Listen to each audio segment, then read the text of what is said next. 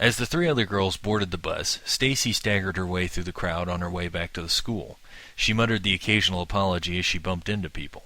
Straps dug into her shoulders through her denim jacket, and handles seemed to get heavier and harder to grip in her hands, but she persevered. It was the least she could do for her friends. Sweat began to trickle from her forehead from the exertion, no matter how hard she tried to keep it in. One bead hit her eyebrow, raised up over the ridge, and then fell to the ground below, mortifying her. Girls didn't sweat, especially not members of the fashion club, and most especially not in front of other people. Just as the panic attack was about to set in earnest, Ms. Defoe's voice called out her name. "Are you all right, dear?" the older woman asked. "We're supposed to be boarding the buses now." Stacy looked up to see that Ms. Defoe was standing right in front of her, with Mr. DiMartino glowering just a few feet behind. "Eep!" she squeaked just before a flood of words started flowing out of her mouth. "I'm sorry, I know, but Sandy and Quinn and Tiffany had too much and they couldn't, so I'm bringing this back. That is, if it's okay, and I don't mean to cause any trouble, but I need to hurry so I can get back in time to—" Yes, okay," Claire was saying, holding her hands up to try and stop the barrage. "It's all right, Stacy. Here, let me help you with some of that. We'll take it all back to my classroom for safekeeping until we get back tomorrow, all right?" Stacy seemed to deflate as all the air rushed from her lungs in relief. "Oh, thank you, Miss Defoe," she said, allowing the teacher to grab some of the load from her shoulders. "I'm really sorry about this, really. It'll never happen again, I promise." "Oh, it's not a problem at all," Claire said cheerfully. "There's plenty of time before we head out, and I'm sure the others are saving you a seat." Yeah," Stacy said, looking back at the line of buses nervously. "I'm sure they are." The art room wasn't very far from the main doors, making it a quick trip. Claire unlocked the door deftly and then stepped into the dim space, the only illumination being sunlight streaming in through the high windows. Small clouds of dust from chalk, plaster, and other such art supplies played fitfully in the beams of light before Claire hit the light switch and drowned them out. "Here we are," she said. "Just set everything down behind my desk, dear, and the janitorial staff should leave it alone. You and your friends just remind me that it's here, and I'll open the door for you when we get back." "Thank you, Miss Defoe," Stacy gushed as she dropped everything to the floor. "Oh, you're quite welcome, Stacy," Claire said graciously. "Now let's hurry back, shall we?" Stacy started to follow the teacher out, but once again she felt the trickle of a sweat drop flowing down one of her temples. She froze in terror, then cleared her throat. Actually, if you don't mind," she said, "I think I need to go to the restroom real quick. Would that be okay?" Ms. Defoe thought on it for a second, then nodded her head. "Of course. I'll make sure we don't leave without you, but don't take too long." No, I won't take too long. Thank you, Ms. Defoe, thank you." It took a few moments for Stacy to remember not to run in the school halls, but she then further remembered that technically school was out for the day, so she picked her pace up again and was at the girls' bathroom in no time. She grabbed a few fistfuls of toilet paper from one of the stalls, zipped back over to the huge wall mirror, and began to lightly dab the sweat she still had clinging to her brow. Some of her makeup came off with it, but she resolved not to worry about it until she was back on the bus. Having to do something like touching up in front of the other girls was a small price to pay to keep them from seeing that she had actually perspired. It was simply unthinkable. After getting one last spot, she set the toilet paper aside and looked herself over meticulously. Finally satisfied that she had gotten everything, she leaned back and screamed when she saw a man with goggle-like eyes standing behind her in the mirror, staring down at her. She whirled around, but before she could see whether or not there was really someone there, the lights went off, plunging the room into darkness. Taking no more chances, she burst from the bathroom at a full run, skidded across the hallway floor, and lit out like a rocket for the school's main doors. The entire building was dark, the janitors having apparently shut everything off for the day. That mundane detail was lost on Stacy, however, as she pelted through the corridors, the already creepy surroundings of an empty school seeming even more menacing with every step. She felt trapped, like she was caught suffocating under miles of water. Sunlight erupted around her as she hit the release lever on the exit door. She ran straight for the bus her friends had boarded, overjoyed to see that there was still a few other people waiting to get on. Thoughts of the strange man she thought she had seen fragmented and scattered as she climbed the steps into the vehicle and moved to take her seat. Her relief was short-lived and turned back into horror as she saw Tiffany and Sandy sitting together in one of the seats, while Quinn and Tori Jericho shared another set. Stacy suppressed a horrible thought about the obviously bottle blonde Tori, then scanned frantically for any open seat next to a popular person. Any popular person. but there was only one seat left available in the entire bus. Stacy's heart dropped into her stomach as she saw that it was right across from Quinn's so-called cousin and her art friend. But then it dropped even further when she stepped up to the row and saw who she would be sitting next to. "Why, hello, my little lost lamb," the skinny redhead purred as he patted the seat next to him and gave her a greasy smile. "Don't be afraid. I don't bite hard." Stacy groaned and wondered briefly if she'd escaped from a mirror ghost that wanted to suck out her soul, only to have jumped blindly into a far worse fate. "Hey, babe," Kevin Thompson said as smoothly as he could, his dopey bedroom eyes in full effect. "Yes, Kevy," Brittany Taylor cooed back, her bubble pop voice turned just a couple of notches down from its usual squeak. "I totally got something like extra special for this field trip." Brittany's heart skipped a beat as visions of jewelry and other delights began to dance in her head. "Oh," she said nonchalantly, "and what would that be, sweetie Kevs?" "Well, I'll show you," he said seductively, then reached up to grab his duffel bag from the overhead rack. He pulled the zipper across with a flourish, then slowly put his hand inside and pulled out a wrapped package to hand to his excited girlfriend. "Oh, Kevy!" Brittany squealed as she tore open the wrapper. It's a paintball mask?"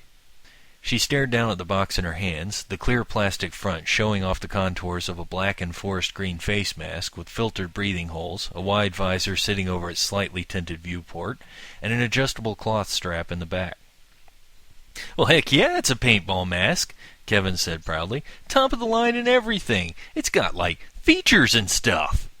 "Well, okay, babe. I mean, I like it. Don't get me wrong or anything," she said gingerly. "But why did you get me a paintball mask?" "Well, for the paintball, babe. You know the field trip we're on? Like right now?" Brittany stared at him aghast. "Kevy, that was the last field trip we were on." "Yeah, so?" "So not every field trip we go on is going to play paintball. You... Ooh!" Jane chuckled under her breath as Brittany started swatting Kevin repeatedly with the box he had just given her. They were too far forward in the bus for her to hear exactly what they had been talking about, but she wasn't above enjoying a little bit of slapstick comedy now and again. Besides, she thought with a mental sigh, it sure beats the mile-a-minute action going on back here. Turning her head to the right, she sat and watched Daria snore softly in the chair next to her. The bespectacled brunette was still having to get her sleep where and when she could catch it, her inexplicable insomnia still troubling her. Jane had tried to reassure her that it happened to everyone every once in a while, but since it had been over a week, Daria was starting to consider going to a doctor and get it checked out.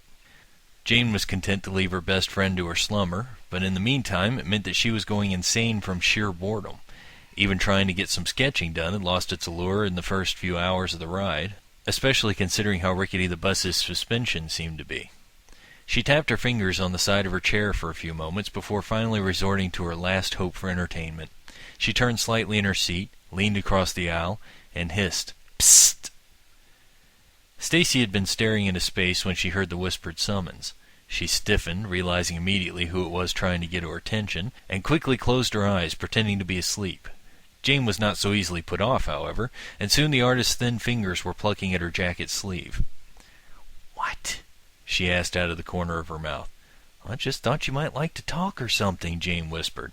On Stacy's other side was the sleeping form of Charles Upchuck Rutheimer III, notoriously the worst skirt chaser in the entire school, and she had no desire whatsoever to stir him.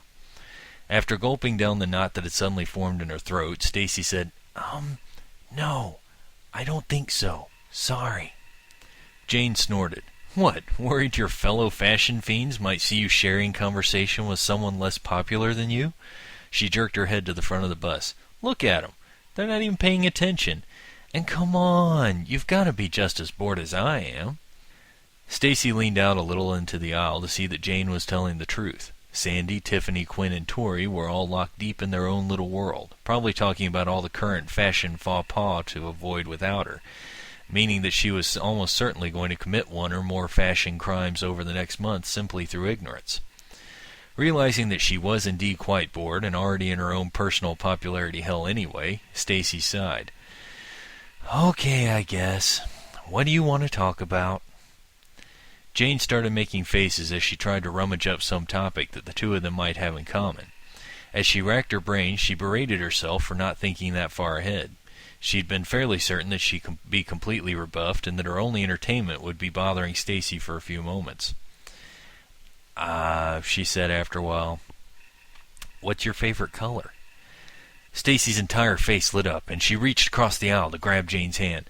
"Oh, there was this cute little bright cerulean top I saw at Cashman's the other day," she jabbered as quietly as she could manage, her voice occasionally hitting high-pitched squeals in excitement.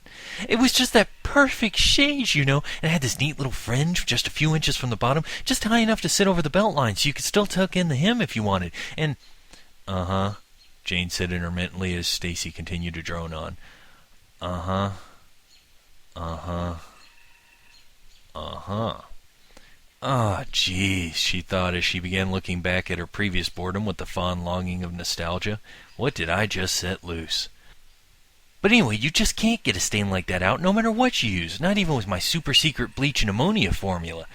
And that reminds me of this one time I ended up in the hospital with this weird poison ivy rash, but I hadn't been near poison ivy in like years, so... Everything seemed to dissolve into a haze in which it seemed Stacy took neither a break from talking or even a breath in between sentences. Her words all flowed into one another as time itself began to lose all meaning, and Jane found herself beginning to note each and every contour of that great cosmic navel. She blinked a few times to clear the glaze from her eyes when she realized that the other girl had eventually stopped speaking and was looking at her expectantly. "I'm sorry," she mumbled slowly. "What was that?" "Well, I asked you what your favorite color was," Stacy replied cheerfully. "Oh," Jane said, then thought for a second. Black." Stacy blinked rapidly. "Black?" she repeated. Yes, black." "Oh, well, it goes with everything, I guess." "Yep, that it does." "Yes." Jane and Stacy smiled briefly and awkwardly at one another for a few seconds, then turned forward in their seats and remained silent for the rest of the trip. Nick's Inn and the Erbie Motel occupied an unusual but, for the weary travelers from Lawndale High, helpful location. The town of Erbie itself sat on a highway exit just a little past halfway between Lawndale and Mid-City. It was extremely small, as it served almost entirely as a tourist trap for those traveling to or from Mid-City, offering only 3 gas stations, a diner, a small post office attached to an enormous souvenir shop, and the 2 motels, which sat right across the road from each other. It was difficult for any of the teachers or students to tell if anyone who worked in Erbie actually lived there, since there didn't appear to be any houses nearby. Just endless stretches of flat, mostly grassless plains blocked off by long lengths of barbed wire. Looking out the windows of the buses, some of the students claimed that they could see cows off in the distance, but as no one else could make out these phantom cattle, the subject was quickly deemed boring and was dropped.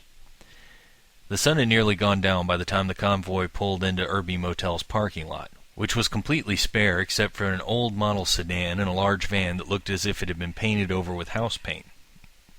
Nick's Inn, as far as anyone could see, was completely deserted, and both motels stood as evidence that tourist season hadn't started yet, and probably wouldn't for at least a few more months. Principal Angela Lee was the first to step down onto the cracked asphalt. She took a few steps forward and inhaled a deep breath of the fresh air, then exhaled it back out into the cooling evening sky. She then turned to the row of buses behind her and held her hands into the air dramatically. "All ashore, everyone," she called out, motioning to the drivers and teachers to start getting the children disembarked. Getting several dozen teenagers out of the oversized tin cans naturally proved to be much easier than getting them in.